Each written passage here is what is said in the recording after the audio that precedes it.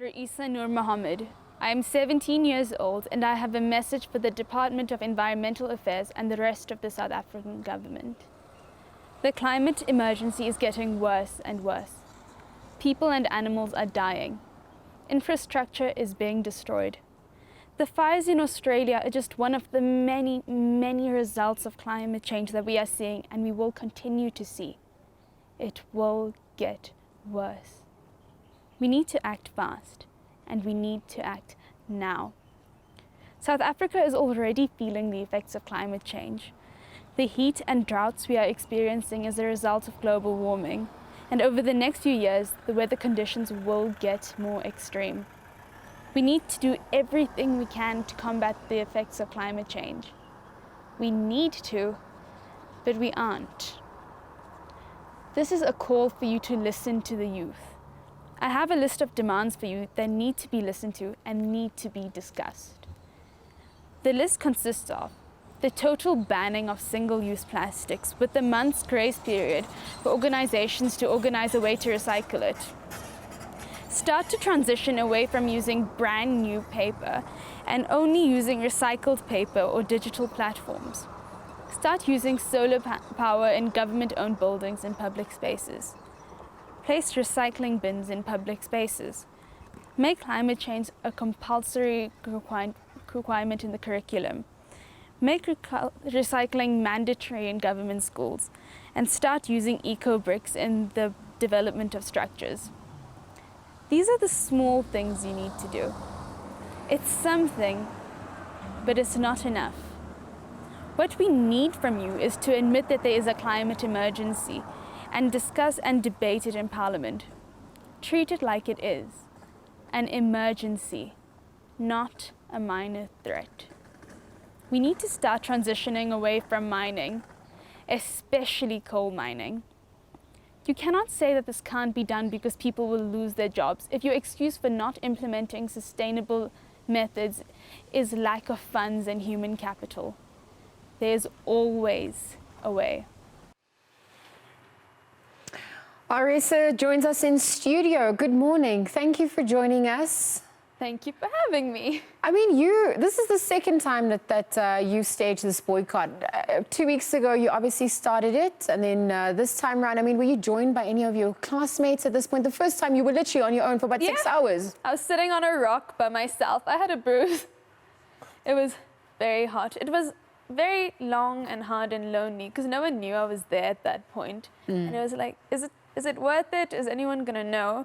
But then yesterday, two of my friends from school joined me, and this boy from King David's also joined me, and a few other people came. I mean, my parents came. Oh, nice. Yeah, and a comedian that I met in my school's reception, two people from COPAC, someone from Extinction Rebellion. It was nice. It was nice. I wanted to actually ask that question. Did you not at one point think, no, this is stupid, I'm going back to class, I'm leaving this? Did you not feel like giving up? You're talking about how hot it was. How difficult was it generally to be outside?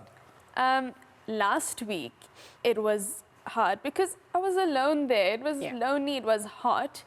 Yeah, I did almost go back to class at the end of the day because my medication was giving me a complete lack of appetite. My friends came to me and they were like, listen, just come sit by the pool area because we had PE.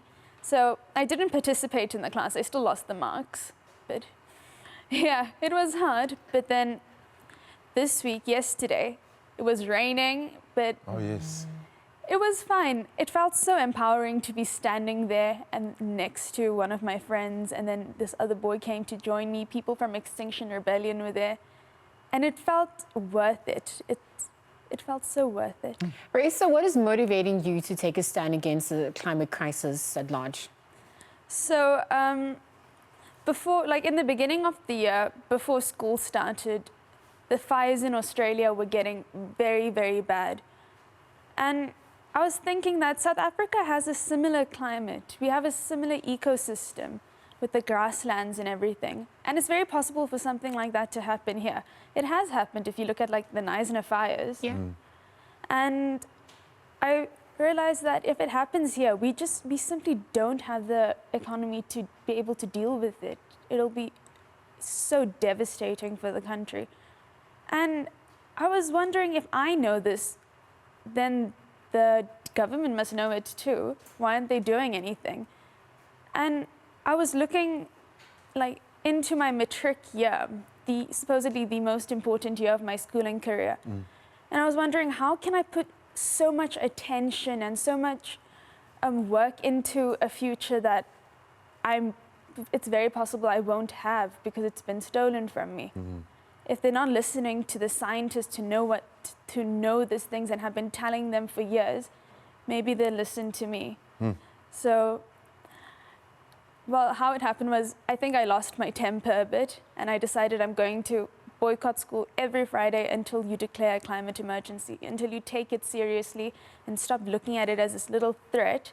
It is an emergency. Treat it like it is. Your inspiration, does it also come from the likes of Greta Thunberg? Definitely.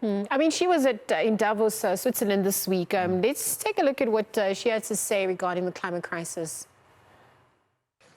1 year ago, I came to Davos and told you that our house is on fire. I said I wanted you to panic. I've been warned that telling people to panic about the climate crisis is a very dangerous thing to do. But don't worry, it's fine. Trust me, I've done this before, and I can assure you it doesn't lead to anything. You say children shouldn't worry.